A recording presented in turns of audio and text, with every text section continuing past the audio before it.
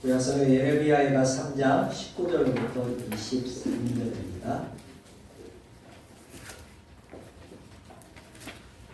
제가 가진 성경은 1147쪽에 있습니다.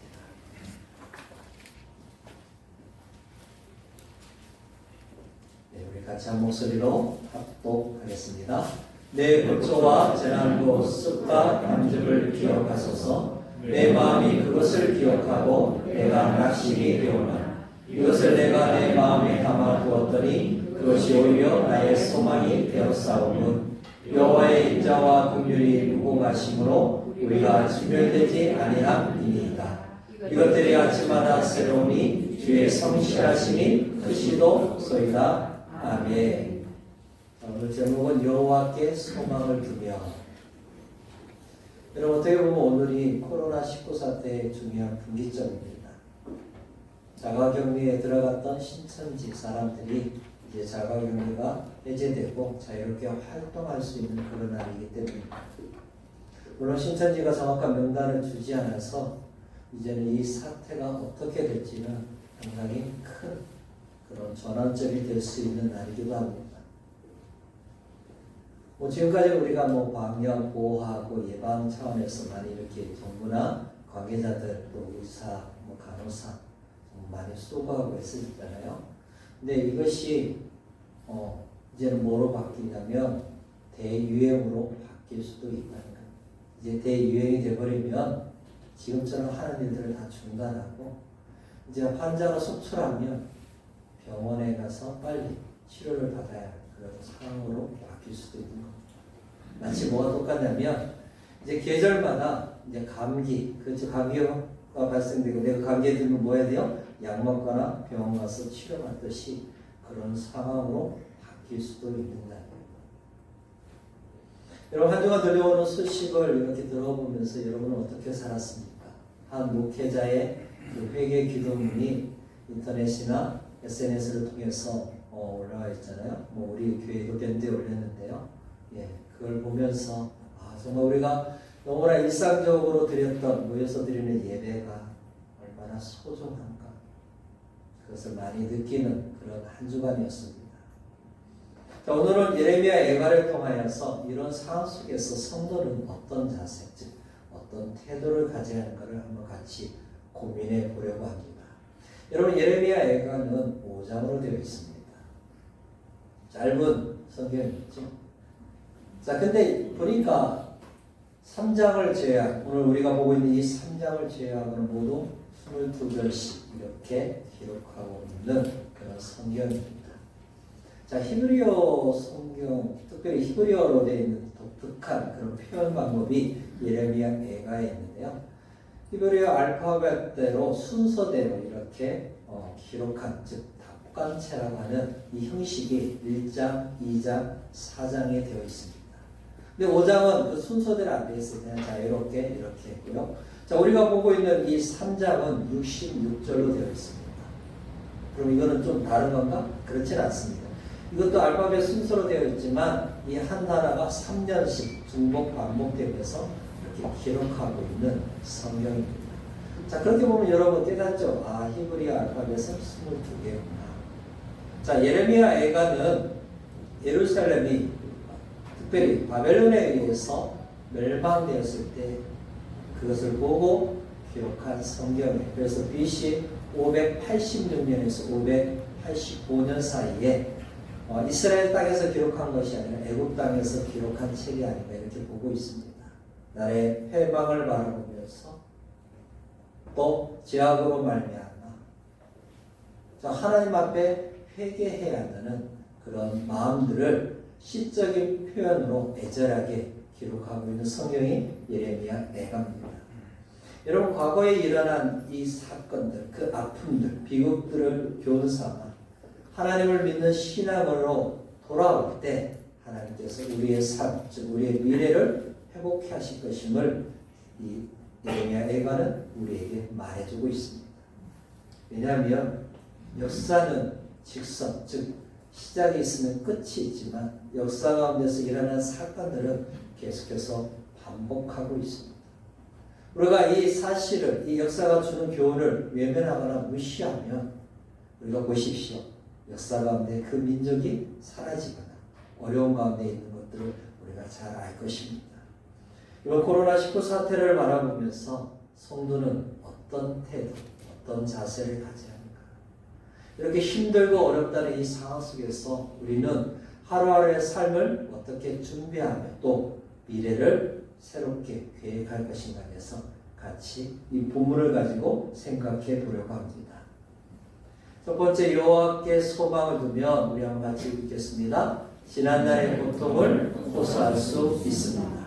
이런 고통은 언제나 누구에게나 다 온다고 얘기했습니다. 근데요, 다른 것은 이 아픔을, 이 어려움을 누구에게 호소하느냐는 사람마다 다릅니다.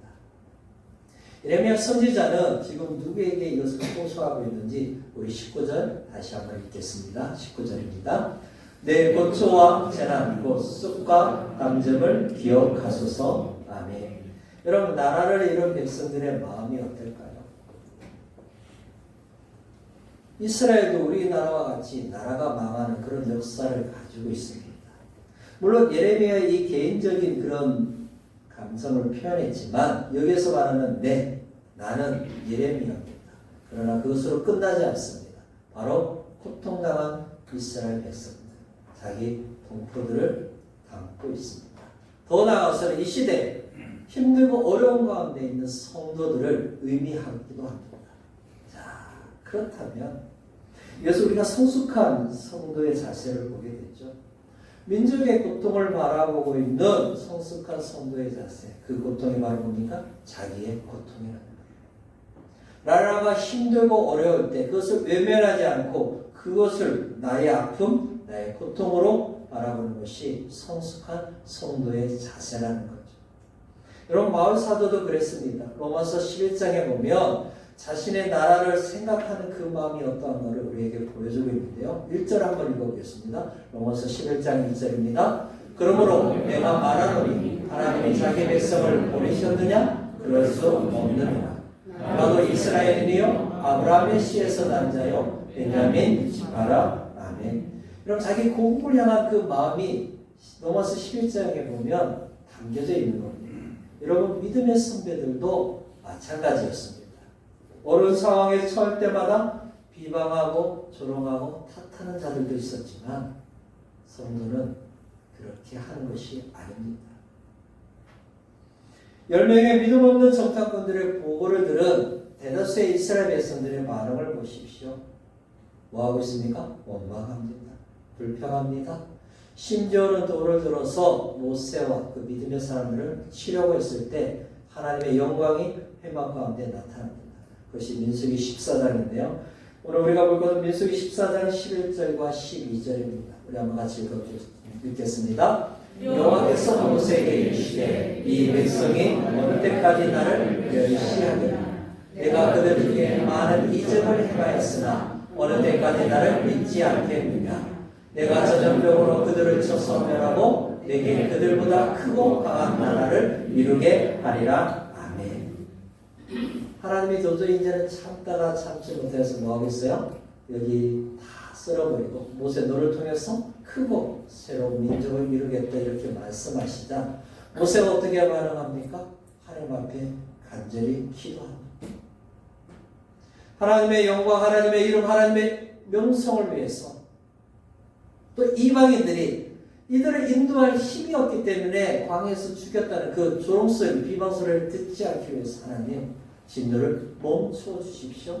이렇게 간절히 요구하고 있는 것입니다. 지금 예레미야 선지자는 지난날에 자신의 고초와 재난을 여호와께 호소하고 있습니다. 지금 유다가 여호와로 말미암아 이런 엄청난 어려움을 당하고 있는 이 심각한 상황임을 그는 알고 있는 것입니다. 근데요, 단순한 한탄과 하소연으로 끝나지 않습니다. 예레미야가 이렇게 하나님 앞에 절규할 수 있는 것은 뭐냐면 하나님께 대한 소망이 있기 때문에 그렇습니다. 죄악으로 말미암아 고난당하지만 하나님이 개입하시면 이 상황이 다시 회복될 수 있음을 그 믿음과 소망을 가지고 하나님 앞에 아뢰고 있는 것입니다. 여러분 선지자는 여호와를 향하여서 극한 고통에 처한 자신을 기억하여 달라고 호소하고 있죠. 그 표현이 뭡니까? 쓱과 담즙입니다. 여러분 쓱 이제 봄철이 다가오니까 쓱이 일어났잖아요. 그 말하는 쓱입니다. 담즙은 척추동물이 가지고 있는 간에서 나는 소화액이에요.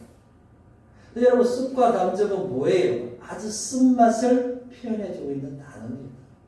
그만큼 자신과 자기의 동포 즉 유다 백성들이 겪고 있는 이 아픔과 이 괴로움이 얼마나 힘든가를 생생하게 은혜적으로 묘사하고 있는 것이죠.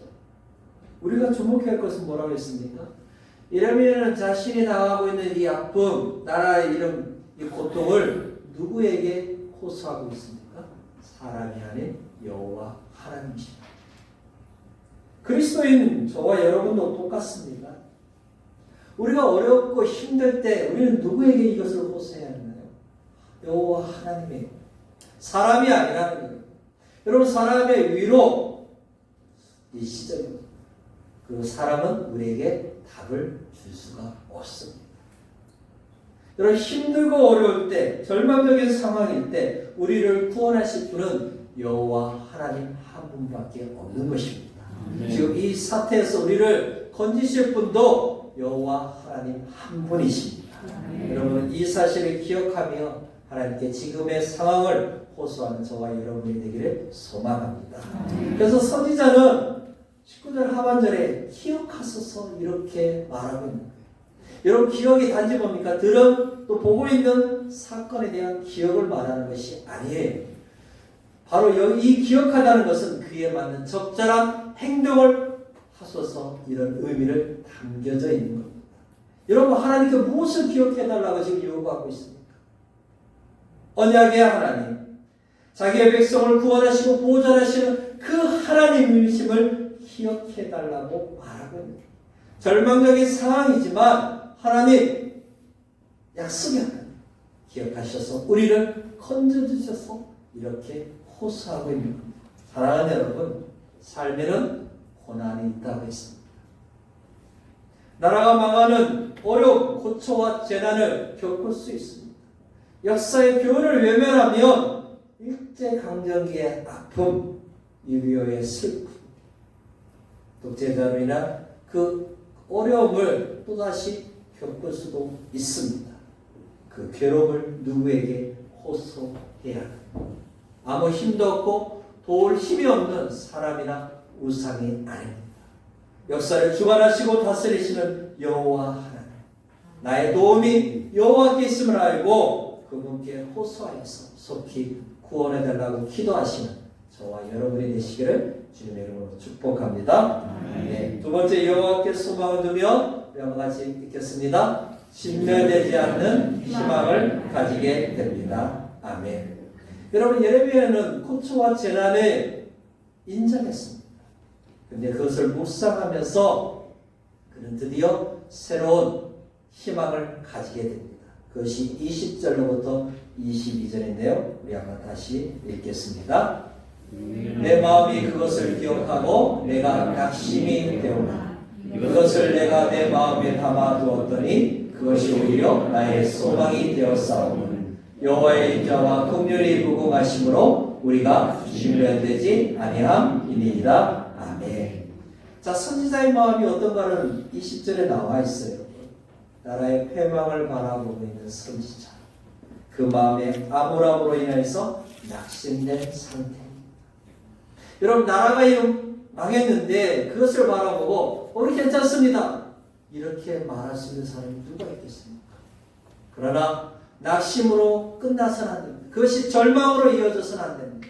지금 예레미야의 호소는 그것으로 끝나는 것이다. 자기의 심령 가운데 임한 고초와 재난을 기억하고 또 기억하시면서 하나님 보십시오. 우리가 이런 고통과 절망 가운데 있는 그 상황을 하나님 기억하여 주십시오. 이렇게 하나님 앞에 지금 호소하고 있습니다. 그러면서 여러분 그 소망과 기대가 21절 이하에 나오고 있는데요. 21절은 그 소망과 기대의 그 이유에 대해서 말하고 있는 겁니다. 근데 한번 보십시오 여러분 21절. 단순하게 문자적으로 보면 내가 내 마음에 담아두었더니 그것이 오히려 나의 소망이 되었다. 고초와 재난에 당할 때 그것을 마음에 담고 생각하고 묵상하면 저절로 소망이 생길 수도 있겠구나, 이렇게 말하는 것이 아니겠죠. 실질적인 이런 상황을 만났을 때는 절대로 그런 일이 일어날 수 없습니다. 여러분, 힘들고 어려운 것, 그것을 그냥 계속 묵상하고 생각하면 저절로 소망이 생긴다면 여러분 그렇게 하셔야 돼요. 근데 그렇지 않다는 거예요. 여기에서 우리가 봐야 할 단어는 담아두었더니나 이 단어입니다. 여러분, 무언가를 담아두었대요. 뭡니까? 이것을 내가 돌이키게 하겠다는 사약형으로 되어 있습니다.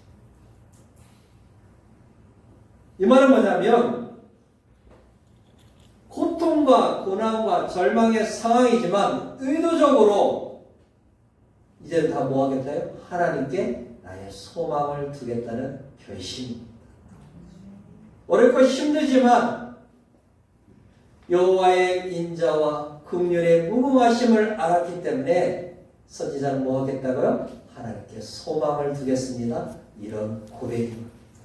그래서 여러분 21절 하반절에 뭐라고 말합니까? 이것을 내가 나의 마음에 돌이켜 생각해보니 내가 소망이 있음을 알게 되었습니다. 이렇게 고백하고 있습니다. 여러분 시편 42편 5절 한번 우리가 같이 읽어보겠습니다. 내 영혼아, 내가 어찌하여 낙심하며 어찌하여 내 속에서 불안해하는가? 너는 하나님께 소망을 두라. 그가 나타나 도우심으로 말미암아 내가 여전히 찬송하리로다. 아멘. 절망됩니까? 여러분 시인처럼 하나님께 고백해 봅시다. 내 영혼아 어찌하여 낙심하며 불안해하는가? 나는 하나님께 소망을 두라. 아멘. 여러분 이것이 우리가 이 사태 가운데서 하나님 앞에 고백해야 할 믿음의 고백입니다. 여러분 드디어 선지자는 소망을 줄 수 있는 이유에 대해서 그 근거를 22절에 말하고 있습니다. 고난 가운데서도 소망을 가질 수 있는 이유, 여호와의 자비와 긍휼 때문입니다. 여호와의 인자와 긍휼 때문에 자신은 고난 가운데 어려운 가운데 있지만 소망을 가질 수 있음을 그는 고백하고 있는 것입니다. 여호와의 인자와 긍휼이 무궁하시기 때문에 자신과 유다가 진멸되지 않음을 그는 알게 되었습니다. 여러분 인자가 뭡니까? 여러분도 잘 알고 있는 헤세드, 언약의 하나님, 그 백성을 지극히 사랑하는 그 하나님의 인자하심, 그 사랑이 신실하시고 약속을 이루시는 하나님이시기 때문에 뭐를 가질 수 있다고요? 소망을 가질 수 있다. 여러분 긍휼은 라함에서 온 단어인데요, 이것은 크신 사랑을 배웁니다. 근데 늘 사용될 때마다 복수로 사용되고 있습니다. 하나님의 긍휼은 풍성하시고 무한하시다. 근데 여러분 이것이 구약에 사용되면 두 가지를 이렇게 담고 있는데, 하나는 뭐냐면 아버지와 자녀가 갖는 결속력, 강한 결속력을 담고 있어요. 부모가 자녀들을 돌봐주시죠. 여호와 하나님께서 그의 백성들을 뭡니까? 사랑하시고 돌봐주시고 보호해주시고, 그 하나님의 강한 결속력을 우리에게 말해주는 단어입니다. 다른 하나는 하나님의 무조건적인 선택과 은총입니다. 하나님께서 그 죄를 범한 그 백성을 심판하심에도 불구하고 회개할 때 하나님께서 어떻게 하신다고요? 용서해 주시고 사랑해 주시고 품어 주시고, 그 하나님의 놀라운 긍휼을 담고 있는 단어입니다. 그러나 여러분 범죄했을 때 하나님은 유다와 맺은 이 언약의 관계를 파괴하시고, 그 말은 뭐냐면 여호와의 헤세드와 라합을 거두시고 이스라엘을 심판하기로 하나님은 결심하신 겁니다. 여러분 그것이 예레미야 16장 5절에도 나오는데요. 우리 한번 같이 읽겠습니다. 여호와께서 이와 같이 말씀하시되 소상집에 들어가지 말라, 가서 통곡하지 말며 그들을 위하여 애곡하지 말라. 내가 이 백성에게서 나의 평강을 빼앗으며 인자와 사랑을 제하노라. 여호와의 말씀이니라. 아멘. 여러분 이것이 구약에 사용되면 두 가지를 이렇게 담고 있는데, 하나는 뭐냐면 아버지와 자녀가 갖는 결속력, 강한 결속력을 담고 있어요. 부모가 자녀들을 돌봐주시죠. 여호와 하나님께서 그의 백성에게서 나의 평강을 빼앗으며 인자와 사랑을 제하노라. 여호와의 말씀이니라. 아멘. 여러분 여호와의 무서운 진노와 심판에 있었음에도 불구하고 선지자는 지금 무엇을 말하고 있습니까? 하나님 그럼에도 불구하고 구원을 우리에게 베풀어 주시옵소서. 여러분 재난과 고난 가운데서 선지자는 무엇을 깨달았습니까? 자신과 유다 백성들 가운데 남은 자, 다 진멸되지 않고 남아있는 자들이 있음을 깨달은 거예요. 여러분 그것은 바로 뭐냐면 여호와의 인자와 긍휼이 풍성하심을 무궁하심을 그는 알게 된 것입니다. 사랑하는 여러분, 코로나19 사태로 인하여서 많은 사람들이 걱정과 염려 가운데 있습니다. 마치 나라가 망할 것처럼 말하는 이들도 있지만 절대 그렇지 않습니다. 왜 그렇습니까? 하나님의 인자와 긍휼이 있기 때문에 그렇습니다. 성도를 향한 그분의 인자와 긍휼이 무궁하시기 때문에 절대로 진멸되지 않고 망하지 않는 것입니다. 여러분 이 소망 가운데 하나님을 바라보시는 은혜가 있기를 주님으로 축복합니다. 우리 마지막으로요 여호와께 소망을 두며 우리 같이 읽어보겠습니다. 매일 새롭게 하신 주님의 성실함을 경험하게 됩니다. 아멘. 여러분 고초와 낙심 가운데서 절망하지 않고 또 새로운 희망을 가지며 주님 앞에 나아가는 이 선지자, 자기의 백성을 진멸하지 않는 그 하나님을 바라보면서 그는 새로운 희망을 갖게 됩니다. 그것이 23절인데요. 우리 23절 읽어보겠습니다. 이것들이 아침마다 새로우니 주의 성실하심이 크시도소이다. 아멘. 그럼 이제 새롭게 선지자는 한 걸음 더 나갑니다. 아침마다 새롭게 임하실 하나님의 긍휼과 인자에 대해서 그 성실함이 얼마나 큰가에 대해서 지금 고백하고 또 감사하고 있습니다. 여러분 선지자가 무엇을 깨달았습니까?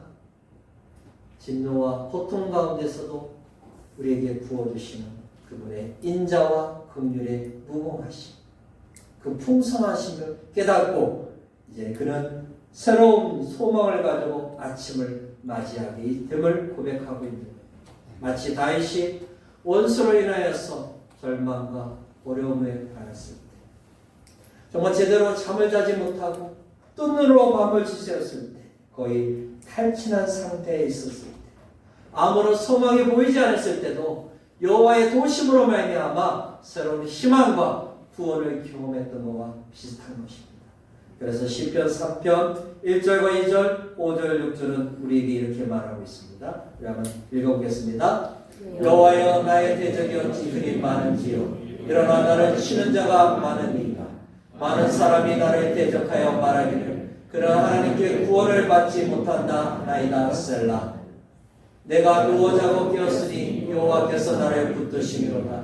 천만인이 나를 에워싸 진친다 하여도 나는 두려워하지 아니하리이다. 아멘. 여러분 성도에게 있어서 절망은 절망으로 끝나지 않습니다. 그 가운데도 인자와 긍휼을 베푸시는 그 하나님을 깨달음으로 말미암아 새로운 소망을 보면 아침을 맞이하게 될 것입니다. 아멘. 여러분 아침에 일어나는 것이 힘들고 정말 나의 삶에 아침이 올까 대한 염려와 두려움 가운데 새로운 희망을 품고 아침을 맞이하게 될 것입니다. 그것도 아침마다 매일매일 매 순간마다 하나님의 자비와 신실하심을 느끼고 있음을 선지자는 고백하고 있습니다. 예레미야 선지자가 만날 그 아침, 그 하나님의 성실하심이 크시고 그 영광을 여러분 느껴지십니까? 나라가 망하고 수많은 사람들이 절망과 낙심 가운데 있었을 때 선지자는 새롭게 자신의 삶 가운데 이 민족 가운데 임하실 하나님의 인자와 긍휼을 그는 알게 된 것입니다. 여러분, 그리스도인 저와 여러분도 아침에 눈을 뜰 때마다 여호와의 인자와 긍휼을 맛보셔야 합니다. 여러분 그냥 눈만 떠서 움직이는 것이 아니라 나를 향한 당신의 사랑과 은혜와 자비가 얼마나 큰가를 여러분 묵상하셔야 합니다. 움직이기 전에, 말하기 전에, 행동하기 전에 우리는 그분의 은혜와 임재를 경험하셔야 하는 것입니다. 그렇게 되면 날마다 우리의 삶 가운데 하나님의 거룩한 뜻을 이뤄갈 수 있는 것입니다. 여러분, 우리 삶이 달라지는 거예요. 정말 하나님의 나라를 향한, 교회를 향한, 이 땅을 향한 그 뜻이 무엇인가를 알고 변화된 삶을 살아갈 수 있는 것입니다. 여러분, 이 소망은 사람으로 말미암아 오는 것이 아니라 하나님으로 말미암아 주어지는 것입니다. 오직 주의 성실하심에 있는 것입니다. 여러분, 이 성실하심이라는 단어가 어디에서 왔냐면 믿습니다, 신실합니다, 확실합니다, 분명합니다, 확고합니다는 아멘에서 온 단어입니다. 도덕적으로, 인격적으로, 전적으로 믿을 수 있는 그 신실함, 변함이 없고 한결같고 안정되며 확고하신 그 성실하신 하나님을 날마다 만나게 되는 것이죠. 매일 아침 새롭게 경험하는 여호와의 무궁한 인자와 긍휼을 체험하면서 하나님의 크신 성실하심을 찬양하는 저와 여러분이 되시기를 바랍니다. 여러분, 그 백성을 향한 하나님의 그 인자야말로, 그 은혜야말로 고통과 재난으로부터 새로운 희망을 갖게 되는 동기가 될 줄 믿습니다. 사랑하는 여러분, 여호와의 인자와 긍휼이 무궁하시기 때문에 이제 우리는 새로운 아침을 맞이할 수 있습니다. 어제까지도 힘들고 괴롭고 어떻게 보면 뜸으로 나를 세울지 몰랐던 그 삶이 이제는 새로운 아침을 맞이하게 될 것입니다. 여러분, 그것이 무엇입니까? 바로 하나님의 무궁하신 인자와 긍휼 때문입니다. 여러분의 아침은 어떻습니까? 오늘 아침에 눈을 떴을 때 어떤 마음이 있습니까? 하나님 주신 인자와 긍휼의 무궁하심 때문에 여러분 새로운 기대와 소망이 있었습니까? 우리가 그렇게 살아가는 것입니다. 오늘도 나와 함께 계시는 그 하나님, 나에게 긍휼과 자비를 베푸시는 그 하나님, 나의 삶을 지키시고 도우시는 그 여호와로 말미암아 찬양하고 기뻐하는 저와 여러분이 되시기를 주님의 이름으로 축복합니다. 그러나 여러분, 사람들이 코로나19 사태가 언제쯤 끝날까? 정말 봄이 왔는데 이 봄에 놀라운 광경들을 보기 전에 이 사태가 진정하게 그렇게 두려워하고 있습니다. 그러나 여러분, 분명한 것은 이 사태도 반드시 끝납니다. 끝이 있습니다. 여러분, 우리는 하나님께서 이 사건을 통하여서 말씀하신 그것이 무엇인가를 깨닫고 우리의 삶에 그대로 실천하고 행동해야 하는 것입니다. 여러분, 예레미야 선지자는 조국의 패망이라는 아픔을 겪었습니다. 그 현실 앞에서 좌절과 절망으로 끝나지 않고 새로운 희망을 보았습니다. 소망을 보았습니다. 하나님이 우리에게 베풀어 주신 그 인자와 긍휼의 무궁하심을 통하여서 그는 새로운 사실을 깨달았습니다. 하나님께 돌아오며 주님께서 개입하시면 이 모든 상황이 끝나고 새로운 놀라운 하나님의 구원의 역사를 체험하게 되면 그는 알게 될 것입니다. 그래서 그는 여호와께 소망을 두었습니다. 우리도 마찬가지입니다. 여러분, 우리가 자유롭게 하나님 앞에 예배드릴 수 있는 그날 언제일까? 그러나 여러분, 기억하십시오. 우리의 고통과 어려움 사람이 아닙니다. 하나님께 고백하는 것. 그 고백하는 순간 우리는 무엇을 하게 됩니까? 우리를 향한 여호와의 인자와 긍휼이 무궁하심으로 말미암아 주의 백성이 진멸되지 않고 또 새롭게 회복하신 그 하나님의 놀라운 성실하심을, 그 성실하심이 큼을 아침마다 새롭게 경험하게 될 줄 믿습니다. 여러분, 우리 삶에 실패는 있을지 모르지만 진멸은 없습니다.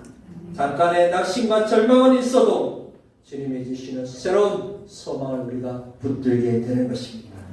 여전히 나를 향한 여호와의 인자와 긍휼의 무궁하심으로 말미암아 새롭게 이 아침을 기대하며 여호와를 찬양하며 살아가는 저와 여러분이 되시기를 주님의 이름으로 축복합니다. 네. 그럼 같이 기도하겠습니다.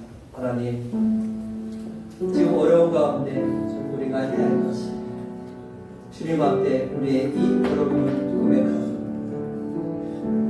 사람이 아닌 누구의 탓이 아닌 오직 여호와만이 이 모든 상황을 정리하시고 회복케 하시고 또 새로운 하나님의 역사를 이뤄갈 줄 믿고 우리가 주님 앞에 나아갑니다. 아버지의 인자하심과 공의하심, 무공하시기 때문에 믿음의 메시지를 결코 진멸되지 않을 걸 고백합니다. 아침마다 새롭게 나에게 임하신 그 하나님의 성실하심 찬양하며 이제는 새로운 희망의 아침을 열어가는 저희 삶이 되겠습니다. 우리가 같이 기도하겠습니다. 하나님, 우리의 어리석음, 우리의 연약함을 고백합니다. 너무나도 평범해 보였고 너무나도 자연스럽게 보였던 이 예배, 하나님 모여서 하나님 앞에 예배드리는 것이 이렇게 힘들고 제한될 수 있는 이 상황이 올 수 있는 것을 우리가 깨닫게 됩니다. 하나님, 우리가 너무 우리의 마음이 우리의 믿음이 점점 약해지고 하나님은 또 멀어져가고 있는 우리의 삶을 생각합니다. 세상의 물질에 취해서 하나님 그것을 더 얻기 위해서 공부를 쳤던 우리의 인생을 용서하여 주시옵소서. 하나님, 이 어려움을 통해서 믿음의 백성을 배우시고 하나님의 그 인자와 긍휼이 공급하심으로 말미암아 믿음의 백성들을 향한 하나님의 마음이 어떤가를 알게 하시고 하나님, 우리의 마음을 돌이켜서 아버지께로 향하게 하시는 그 주님을 찬양하고 하나님, 힘들고 어렵고 절망 가운데 하나님 근심하고 걱정하는 삶이 아니라 아침마다 새롭게 임하실 하나님의 그 성실하신 크심을 노래하며 찬양하며 그것을 바라보며 새로운 희망의 아침을 열어가신 그 하나님을 찬양합니다. 하나님, 이제 봄이 되어서 점점 햇빛이 따스워지는 하나님, 우리의 인생도 여호와로 말미암아 새로운 인생, 새로운 삶, 창조주 하나님, 인자하신 하나님, 그 하나님으로 말미암아 새롭게 열어가신 그 하나님을 기대하며 나아갑니다. 하나님, 고통 가운데도 절망 가운데도 낙심으로 끝나는 것이 아니라 새롭게 우리의 삶을 이끄시고 새롭게 하실 그 하나님을 찬양하며 나아갑니다. 하나님, 영광 받아 주시옵소서. 우리의 소망이 여호와께 있음을 고백하며 노래하며 기뻐하며 감사하며 나아가는 저희들 삶이 되게 하여 주시옵소서. 좋으신 하나님, 믿음의 백성을 깨우시기 위해서 이런 아픔과 어려움 가운데서도 우리에게 인자와 긍휼을 베푸시며 또 우리에게 진정한 소망이 여호와께 있음을 깨닫게 해주신 주님을 찬양합니다. 하나님, 힘들고 어려운 인생을 만날 때마다 낙심과 절망으로 끝나는 것이 아니라 그 상황을 바꾸시고 그 상황 속에서 우리를 건지실 그 여호와를 바라보며 새롭게 희망찬 내일을 열어주실 그 주님을 기대하며 나아가는 저희들 되게 하여 주시옵소서. 하나님, 내일 아침에 눈을 떴을 때 나의 삶을 통해서 하나님의 영광과 하나님의 아름다움이 나타나게 해주시고 새로운 희망의 삶을 열어주실 주님을 찬양하며 하나님을 노래하며 나아가는 저희들 되게 하여 주시옵소서. 살아계신 예수님의 이름으로 기도하옵나이다. 아멘.